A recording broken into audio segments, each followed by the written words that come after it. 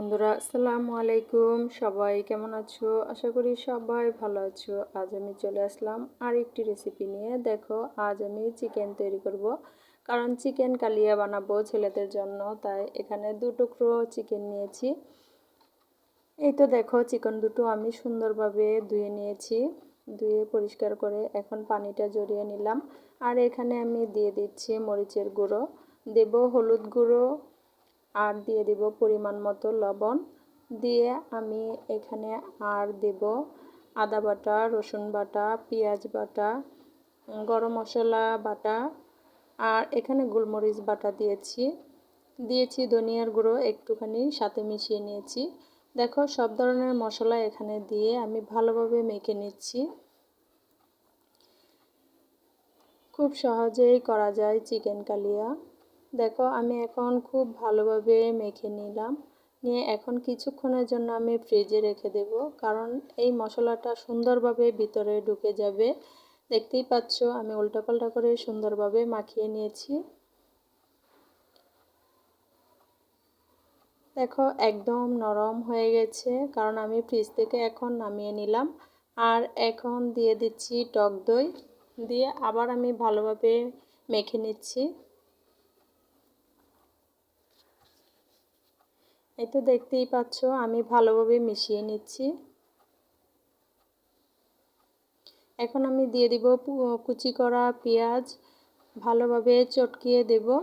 এই দেখো, সুন্দরভাবে চটকিয়ে আমি দিয়ে দিলাম পেঁয়াজ কুচি। দিয়ে এখন আমি চলে যাব এটা রান্না করার জন্য।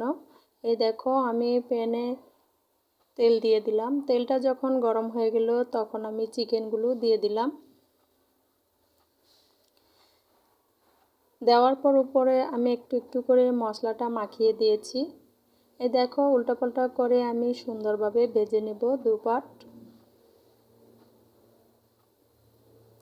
দেখতেই পাচ্ছ, 2 পাট আমি উল্টোপাল্টাও করে ভেজে নিচ্ছি। এভাবে করে উল্টাপাল্টা করে তোমরাও সুন্দরভাবে ভেজে নেবে।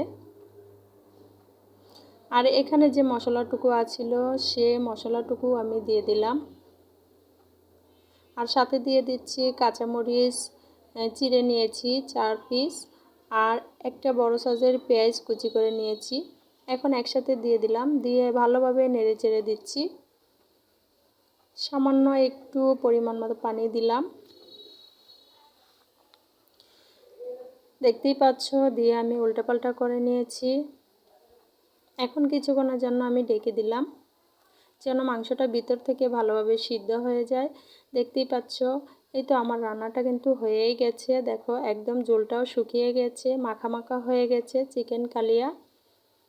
দেখো কত সুন্দরভাবে রান্নাটা শেষ হয়ে গেল। একদম সহজ, তোমরা যে কেউ পারবে এই সহজ পদ্ধতিতে চিকেন কালিয়া রান্না করতে। যদি বন্ধুরা আমার ভিডিওটা ভালো লাগে, অবশ্যই লাইক সাবস্ক্রাইব করে আমার পাশে থাকবে, আর সুন্দর সুন্দর কিছু কমেন্ট করে যাবে। এই তো দেখো, আজকের মতো আমার রান্নাটা এখানেই শেষ হলো। সবাই ভালো থেকো, সুস্থ থেকো। আল্লাহ হাফেজ।